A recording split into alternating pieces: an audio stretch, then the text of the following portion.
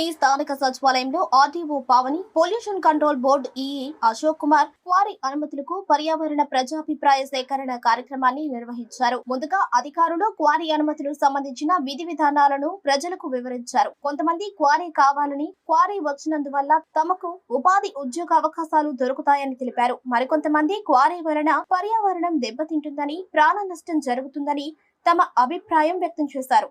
అందరి నుండి ప్రజాభిప్రాయాలు సేకరించారు. ఆర్టీఓ పావని మాట్లాడుతూ ప్రజల నుండి అన్ని రకాలుగా ప్రజాభిప్రాయాలు తీసుకున్నామని, అభిప్రాయాలన్నీ ప్రభుత్వం దృష్టికి తీసుకువెళ్తామని తెలిపారు. గ్రామానికి ఎటువంటి నష్టం జరగకుండా బాధ్యత తీసుకుంటామని పేర్కొన్నారు. అనంతరం ఆర్టీఓ క్వారీను పరిశీలించారు. ఈ క్వారీలో tahsildar Somla Naik, sarpanch Ramanamma, CI Vemareddy, SI Rajesh, TDP నాయకులు, ప్రజలు పాల్గొన్నారు.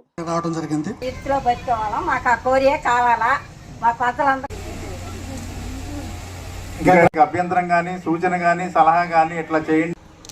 సంగం గ్రామ ప్రజలందరికీ ఆనందంగా ఉంది. ఎందుకంటే మైనింగ్ అనేది ప్రభుత్వ ప్రాపర్టీ.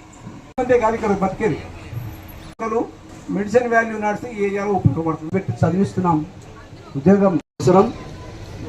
లారీలతో తమరు వాళ్ళు ఇబ్బంది పడుతున్నారు.